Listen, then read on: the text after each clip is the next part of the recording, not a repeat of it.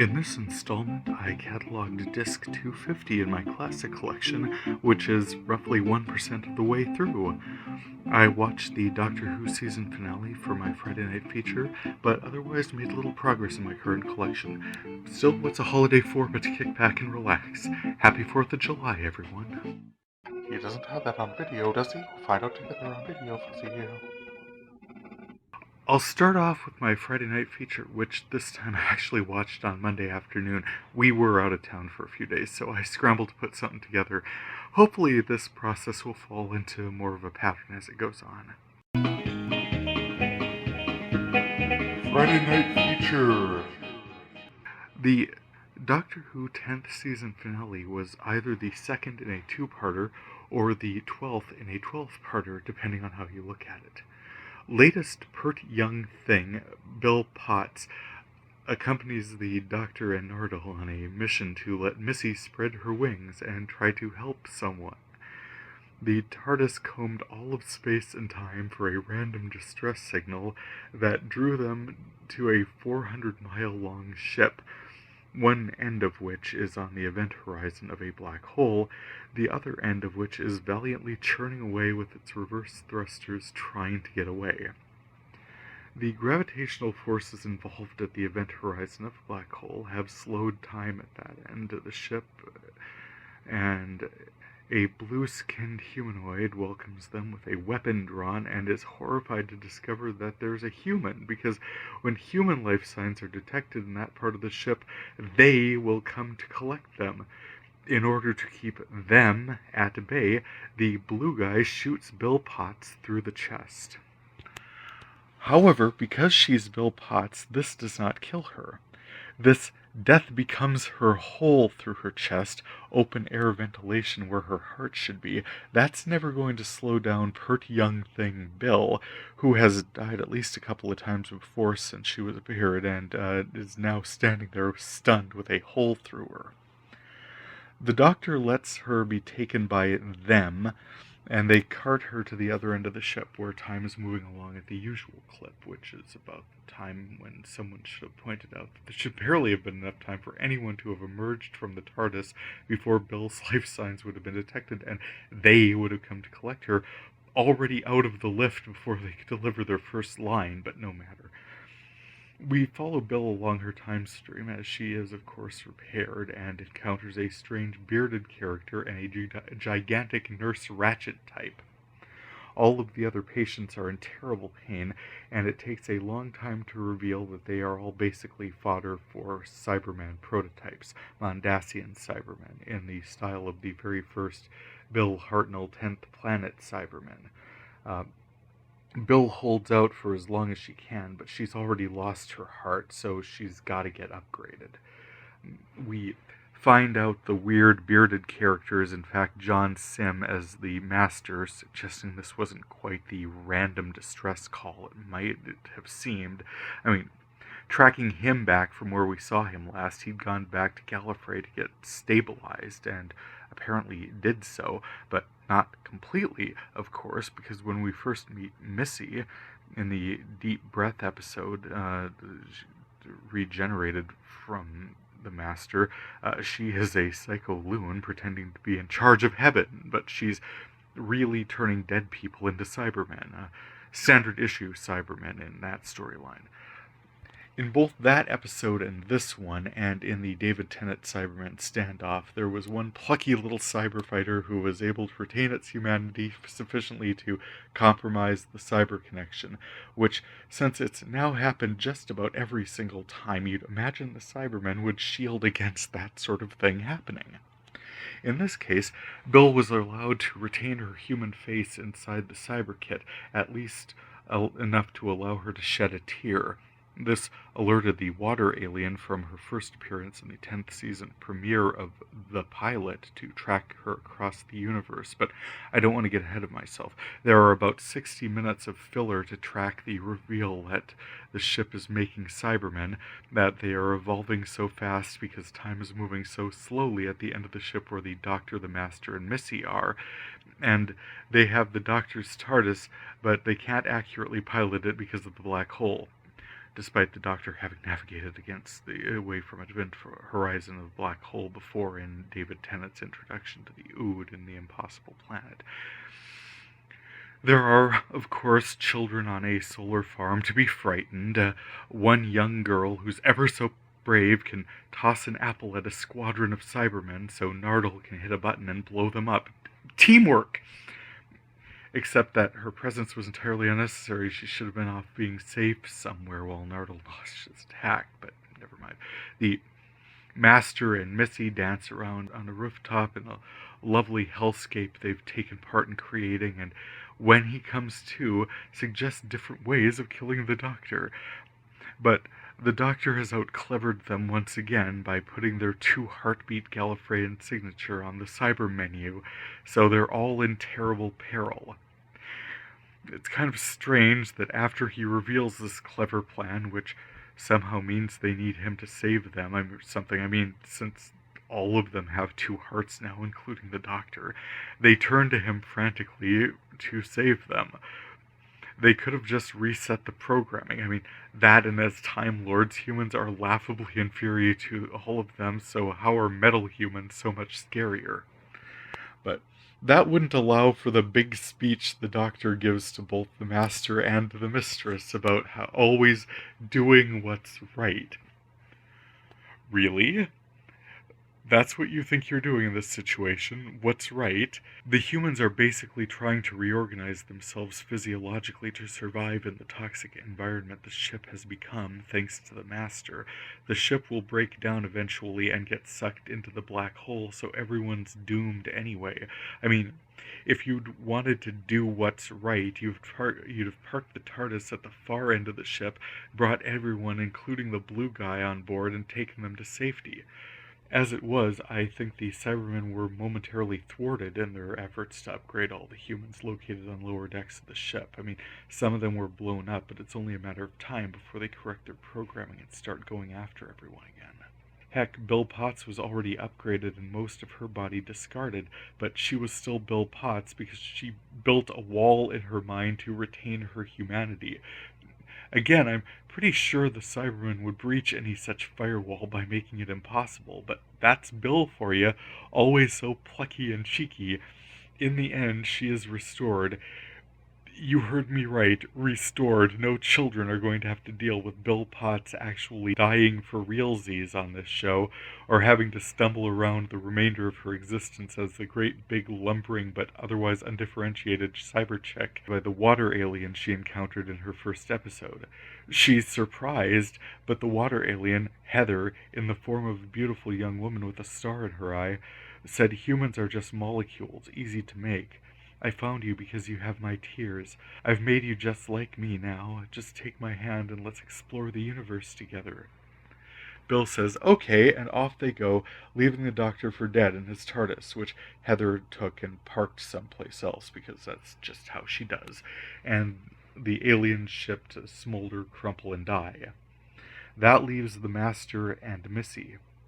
After a hearts-to-hearts discussion about who the heck they even are now, Missy gives the Master a mildly fatal stab wound, which will give him enough time to get back to his TARDIS and regenerate, presumably into her.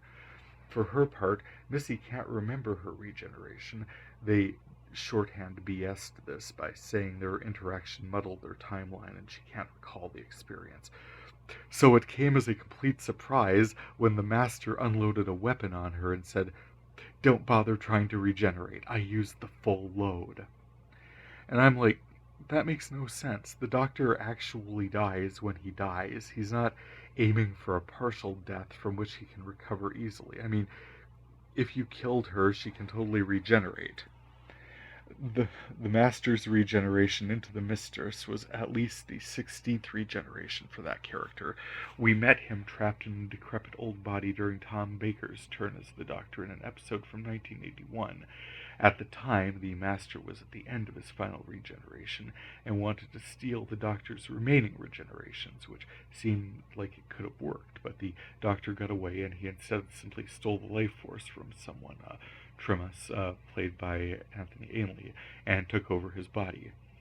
He made other appearances and caused more trouble until one day when 7th Doctor Sylvester McCoy was ferrying his remains along in his TARDIS after the Master was executed by the Daleks. He escaped as some kind of snake energy and regenerated as Eric Roberts. We meet him again hidden away as the kindly Dr. Yanas, tucked away at the end of the universe, who regenerates into John Sim. John Sim's master is shot and killed by his wife, Lucy Saxon, and he refuses to regenerate out of spite to the Doctor, but rather is brought back to life in some bizarre ceremony that leaves him as little more than a hyperphagic energy wraith, starved and feeding on anything, including people. For those keeping score at home, when Michelle Gomez as Missy stabs him, she represents at least the character's 16th incarnation. Of course, Peter Capaldi as the Doctor represents at least his 13th regeneration, since Paul McGann regenerated into John Hurt at some point, and David Tennant regenerated once back into himself, which seemed completely unnecessary. River Song apparently gifted Matt Smith's Doctor with all of her remaining regenerative energy, so that explained that, at least. And we are semantically still sometime between the Doctor's 12th and final regenerations referenced during the Trial of the Time Lord storyline in 1986, but the lore is now a bit skewed. Peter Capaldi's Doctor is fighting to not be dead at the end of this finale, to not regenerate, not wanting to. I can sympathize, but when he stumbles out of his TARDIS into the snow, leaking regenerative energy, we are promised a nice story to look forward to in the Doctor Who Christmas special. He meets up with the Doctor, the original, except no substitutes, William Hartnell's Doctor, numero uno. Fun. Looking forward to it. Hopefully the writers have rewatched those episodes. I mean, there were some good callbacks during the 50th year celebration, but this show needs a bit of a redirect. And let's put a little bit more science back into our science fiction. Yes? What I've been watching. As I mentioned, I've been out of town, so once I got back, it was mostly that season finale of Doctor Who and a Samantha Bee episode, who I enjoy, but I don't plan to go into a lot of detail. But I don't feel like this blog or podcast needs to get political, and given the current state of our nation, political is about what we're going to be seeing with that particular show. I mean, that said, it was fun watching her put Senator Elizabeth Warren on fake hold to fake congratulate Beyonce on giving birth to twins during an interview, but that was just delightful. Otherwise, diving into the classic collection. What I encountered on discs 238 through 250, woohoo, disc 250, were a set of VHS tapes all recorded about the same time, which made it pretty easy to track down the episode guides for them.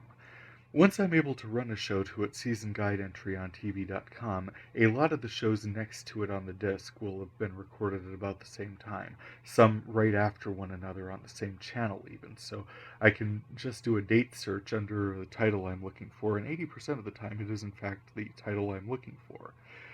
For these discs, I'm writing down the name of the show, its season and episode guide number, the title of the episode if available, and its position on the DVD.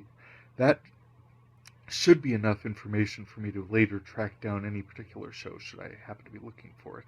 If there's anything that especially stands out about an episode, I will mark that separately. For instance, in the first season of Mad Men, there's a performance of By the Waters of Babylon in a beatnik bar that plays across a few scenes at the end. I thought it was pretty cool, so I noted its position in my catalog should I want to track it down sometime. It looks like the set of classic DVDs I'm cataloging right now were recorded in August of '07. I have episodes from the first season of Saving Grace, the first season of Damages, the first season of Mad Men, season 2 of Eureka, and season 4 of Rescue Me, where the whole Gavin clan put together its own chapter of Alcoholics Anonymous. There was this cozy little comic drama the Lifetime channel set in a psychiatric practice called State of Mind, where sometimes the psychiatrists themselves seemed a little cuckoo. There's a funny, if occasionally graphic, IFC series I caught called The Business, set at a struggling film company in Hollywood that dealt mostly in C-list schlock. Then I also caught some episodes of Laura Keitlinger's sometimes abrasive but reasonably funny project, The Minor Accomplishments of Jackie Woodman.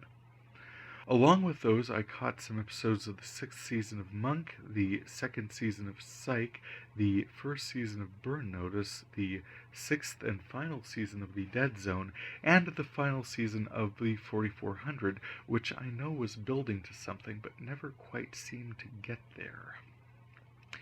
I see I recorded copies of Idlewild from HBO and a Fox Movie Channel presentation of Less Than Zero. I also see where I've recorded another version of Stir of Echoes, this one from the USA Channel. Finally, I caught at least the first and second parts of Christian Amanpour's CNN report titled God's Warriors, focused on people fighting in the name of their religion. Part 1 dealt with Jewish warriors, and Part 2 dealt with Muslim warriors. I suspect I've got Part 3, Christian warriors, to look forward to. If I took the time, it would probably have been worth making it the feature of this week, but that was another life, way back when I was way more interested in theology than I am now. Me, I'm not especially moved by people calling the blessings of God upon violence, division, and killing of other people, or strident claims of righteousness that don't result directly in the hungry being fed, the sick being cared for, suffering being relieved, or the homeless being housed. I'm more interested in scientific inquiry these days, and along those lines, I was happy to see episodes from the first season of the History Channel's presentation of The Universe, exploring the planets of our solar system and what's out there. I caught the episodes on Mars, Jupiter, and the outer planets. Fun. There was a point at which I had to switch tapes to complete the recording of Less Than Zero, and I never went back in and paved it over, which is where you grab a staticky channel and record over whatever programming you don't specifically want to keep. In this case, Disc 243 retained a few moments of a Grey's Anatomy recap episode called Grey's Anatomy Under Pressure, where I was reminded that Derek had been married before he slept with Meredith, might technically have still been at that time, and a commercial for AT&T speech technology featuring a pop cultural history of talking machines that I found to be kind of interesting. Current collection. As for my current collection, I only managed to catalog one measly disc, but it was kind of a good one. I caught the end of the second season Superstore episode Dog Adoption, where Bo and Cheyenne get Glenn to co-sign for their rental home, and Mateo and Jonah work to get a bunch of shelter dogs adopted so they won't get euthanized. So sweet. It appears we had promotional access to HBO for a short while, during which I recorded the Grand Budapest Hotel, so that's on here, as well as sci-fi presentations of The Box, a truly speculative think piece of a movie set in the 1970s, and Oculus, a disturbing reminder to check your filters. Finally, the Cartoon Network presented a production of the Lego Justice League Gotham, which was adorable. So that's it for this week. Thank you so much for checking in on this entry. You can check out my blogs along with my collection so far at videofuzzy.blogspot.com and past episodes of this podcast at videofuzzy.libsyn.com. For Video Fuzzy, I'm Terry J. Ullman. Happy viewing. It might be amazing, it might just be scuzzy. We'll find out together on Video Fuzzy.